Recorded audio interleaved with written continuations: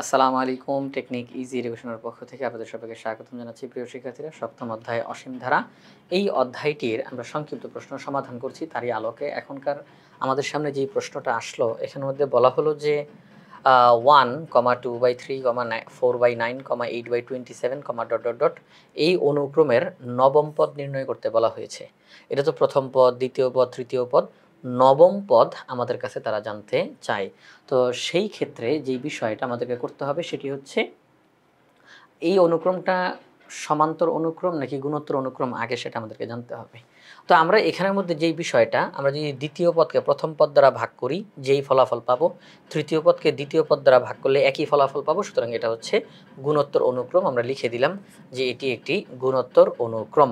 তো যেহেতু এটা গুণোত্তর অনুক্রম, তাহলে ধারাটির প্রথম পদ হচ্ছে 1, সাধারণ অনুপাত আর এর মান দ্বিতীয় পদকে ভাগ করতে হবে প্রথম পদ দ্বারা। এই ভাগটা উল্টায় গুণ হইল, ভাগের পরে আছে যে পরে যা আছে তা উল্টায় যাবে। ভাগকে উল্টায় যখন গুণ করলাম, ভাগের পরে যা আছে তা উল্টায় যাবে। 2/3 এখন উল্টায় 3/2 হয়ে যাবে।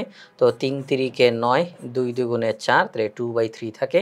তাহলে সাধারণ অনুপাত হচ্ছে 2/3। তো এই যে সাধারণ অনুপাত, প্রথম পদ, এগুলো পেয়ে গেলাম। এখন আমাদেরকে নবম পদ বের করতে বলছে। গুণোত্তর অনুক্রমের ক্ষেত্রে n-তম পদ হচ্ছে ar⁴n-1, এটা হচ্ছে n-তম পদ। আর n-তম পদকে ব্যবহার করে যে কোনো পদ বের করা সম্ভব। n-তম পদ যখন আমার জানা থাকে, তাকে ব্যবহার করে আমি চাইলেই 31তম পদ বের করতে পারবো, তাকে চাইলেই আমি 200তম পদ বের করতে পারবো, আমি চাইলেই 65তম পদ বের করতে পারবো। অর্থাৎ n-তম পদ যখন আমার জানা থাকবে, তাকে ব্যবহার করে ওই অনুক্রমের যে কোনো পদ বের করা সম্ভব।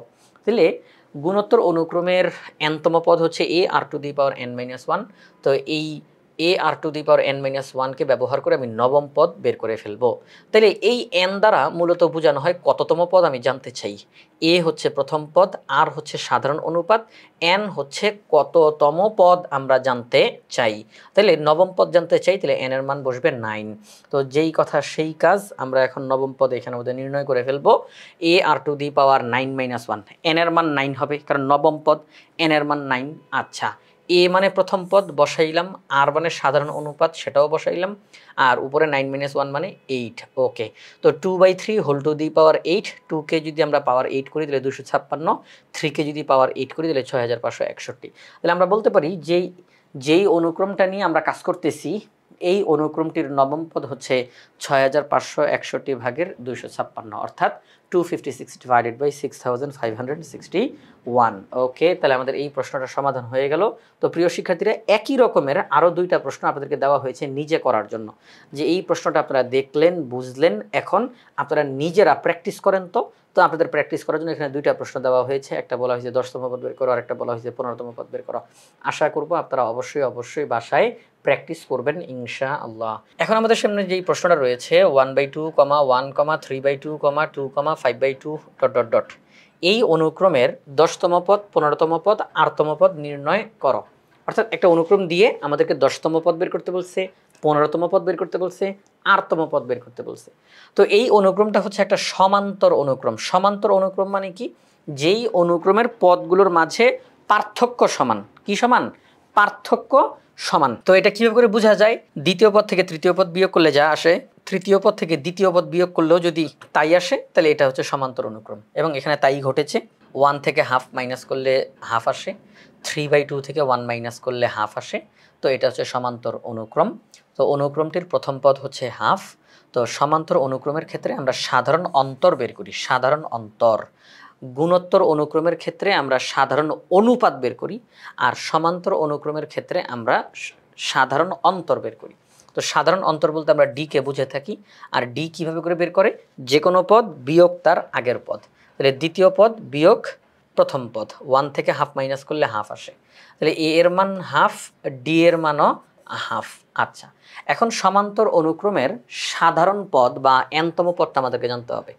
সমান্তর অনুক্রমের n-তম পদ হচ্ছে a + n-1 * d।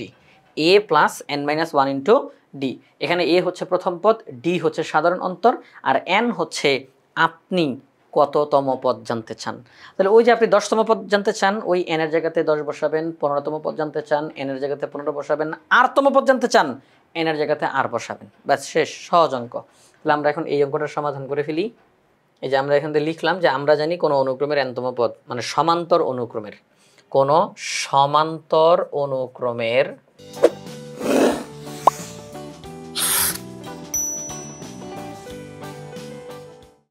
nতম পদ হচ্ছে a plus n minus 1 into D, অনুক্রমটির 10তম পদ।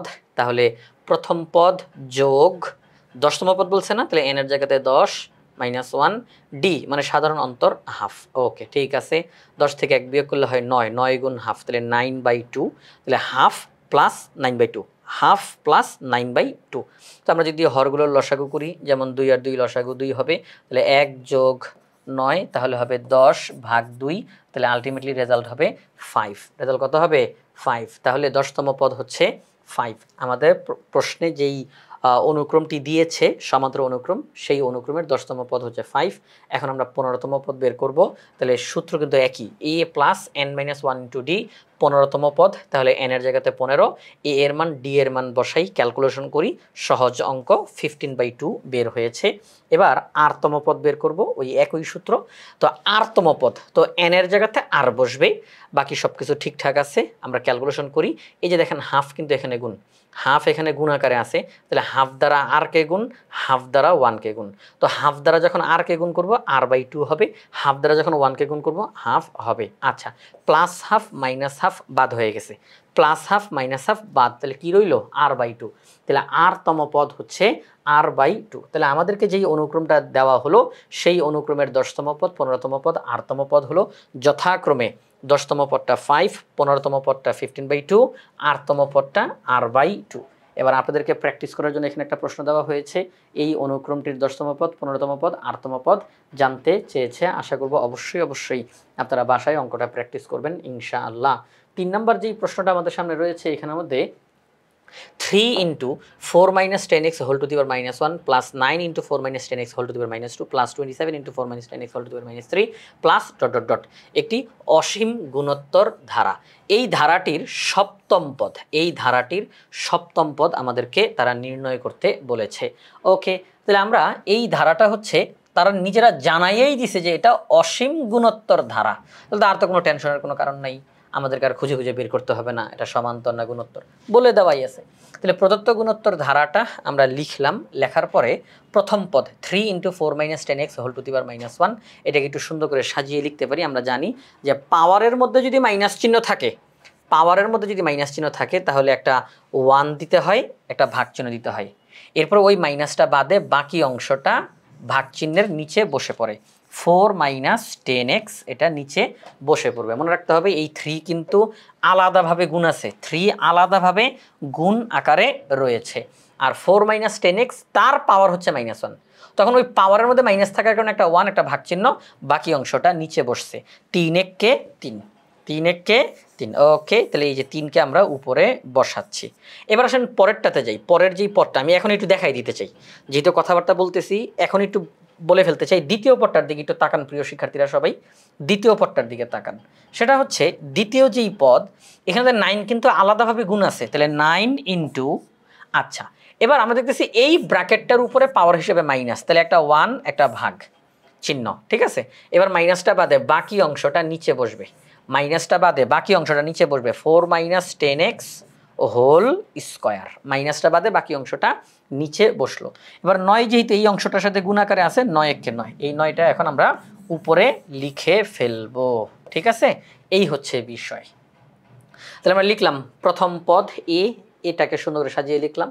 এবার সাধারণ অনুপাত, যেহেতু গুণোত্তর ধারা, তো সাধারণ অনুপাত আমরা এখন বের করব আর এর মান। কীভাবে করে বের করব? দ্বিতীয় পদ ভাগ প্রথম পদ, তাহলে দ্বিতীয় পদ ভাগ প্রথম পদ। দ্বিতীয় পদকে কীভাবে করে সাজালাম, প্রথম পদকে কীভাবে করে সাজালাম ইতিমধ্যে আপনারা সবাই দেখেছেন। এখন আমরা এখানের মধ্যে বাকি কাজটা করে ফেলি। ভাগকে যখন আমরা উল্টাই, ভাগকে উল্টাইলে গুণ হয় এবং ভাগের পরেরটা উল্টায়া যায়। যখন ভাগকে উল্টায়া গুণ করে লিখি, ভাগের পরে যেই অংশটা আছে সেটাও উল্টায়া যায়, তাহলে উপরের 3 চলে যাবে নিচে, আর নিচের 4 minus 10x চলে যাবে উপরে, ঠিক আছে। ওকে, 3 3 9, আর 4 minus 10x হোল স্কোয়ার মানে কি? এই জিনিসটা দুইবার, এই ব্র্যাকেটের উপরে স্কোয়ার মানে কি, এই জিনিসটা দুইবার গুণ আকারে আছে, তাহলে একবার একবার কাটাকাটি যাবে আর একবার রয়ে যাবে। হ্যাঁ, 4 - 10x এটা দুইবার গুণ আকারে আছে আর ওখানে একবার, তো কাটাকাটি করে আর একবার বাকি থাকে, তাহলে উপরে 3 আর নিচে 4 - 10x রয়ে যায়। এটা হচ্ছে আর এর মান। তাহলে আমরা প্রথম পদের মান জানলাম, আমরা আর এর মান জানলাম। এখন গুণোত্তর ধারার nতম পদ a r two the power n - 1, a r two the power n - 1, a হচ্ছে প্রথম পদ, r হচ্ছে সাধারণ অনুপাত, n হচ্ছে কততম পদের মান আপনি জানতে চান। তাহলে আমাদের প্রশ্নে বলছে সপ্তম পদ, তাহলে 7তম পদ জানতে চাই, আমরা ওই n এর জায়গাতে 7 বসাবো। তাহলে ধারাটির সপ্তম পদ বের করার জন্য এই a এর জায়গাতে প্রথম পদের মান বসাই, তারপরে গুণ আর এর জায়গাতে সাধারণ অনুপাতের মান বসাই, তারপরে পাওয়ার হিসাবে সপ্তম পদ বলছে, তো তাহলে n এর জায়গাতে 7, তাহলে 7 - 1। এখন বাকি ক্যালকুলেশনটা 7 থেকে 1 বিয়োগ করলে হয় 6। তো এই 6 কিন্তু 3 এর উপরও আছে, এই 6 কিন্তু 4 - 10x এর উপরেও আছে, তাহলে 3 টু দি পাওয়ার 6 মানে হচ্ছে 729, আর এই ব্র্যাকেটের উপরে পাওয়ার 6। আচ্ছা, তাহলে উপরে উপরে গুণ নিচে নিচে গুণ, উপরে উপরে গুণ নিচে নিচে গুণ, কারণ কাটাকাটি যাচ্ছে না এখানের মধ্যে। তাহলে 3 দিয়ে 729কে যদি গুণ করি 2187, আর নিচে নিচে গুণ করলে কি হবে প্রিয় শিক্ষার্থীরা, 4 - 10x এটার পাওয়ার 1 আর 4 - 10x এটার পাওয়ার 6, মাঝখানে গুণ চিহ্ন। আমরা জানি a to the power 1 into a to the power 6, তখন কি হয়, কি হয়, a টু দি পাওয়ার 1 + 6 অর্থাৎ a টু দি পাওয়ার 7, ঠিক কিনা?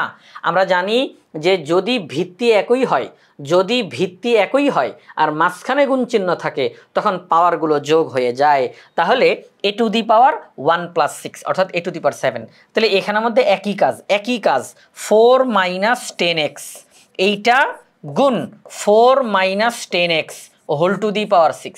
আচ্ছা, এইটার পাওয়ার তো 1 নাকি, তাহলে ভিত্তি তো একই দেখা যাচ্ছে, ভিত্তি একই আর এটা পাওয়ার, মাঝখানে গুণ চিহ্ন, তাহলে 4 - 10x whole to the power 1 + 6।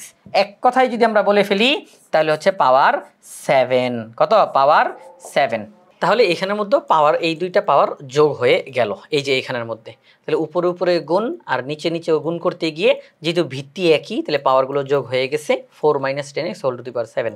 তাহলে ধারাটির সপ্তম পদ হলো 2187, এটা উপরে আর নিচে হবে 4 - 10x হোল টু দি পাওয়ার 7। তো প্রিয় শিক্ষার্থীরা, এই অঙ্কটার মতো করি এখানের মধ্যে আবার আরেকটা প্রশ্ন আপনাদেরকে দেওয়া হয়েছে, এটার সপ্তম পদ নির্ণয় করার জন্য। এখানেও সপ্তম পদ বের করেছি, এখানেও আপনাদেরকে বলা হয়েছে সপ্তম পদ নির্ণয় করার জন্য। আশা করব অবশ্যই প্র্যাকটিস করবেন। তো প্রিয় শিক্ষার্থীরা, এই যে আমরা প্রশ্নগুলো, সংক্ষিপ্ত প্রশ্নগুলো সমাধান করলাম, এই প্রশ্নগুলো বাংলাদেশের সর্বপ্রথম পূর্ণাঙ্গ ডিজিটাল সহায়ক বই ইজি হায়ার ম্যাথ বই থেকে সমাধান করেছি। ইজি হায়ার ম্যাথ বইয়ে প্রত্যেকটা টপিক্সের সমাধান করে দিয়ে সেগুলোর ভিডিও ধারণ করে কিউআর কোড পাশে দেওয়া থাকবে। শিক্ষার্থীরা প্র্যাকটিস করতে গিয়ে যখন ইচ্ছা যে কোনো টপিক্সের তারা ভিডিও দেখতে পাবে, ওই কিউআর কোডটা স্ক্যান করার সাথে সাথে ওই নির্দিষ্ট টপিক্সের ভিডিওটা তার সামনে চলে আসবে। এটা শিক্ষার্থীদের জন্য অনেক বেশি উপকারী হবে। তাই আশা করব আপনারা সবাই ইজি হায়ার ম্যাথ বইটি সংগ্রহ করে ফেলবেন ইনশাআল্লাহ।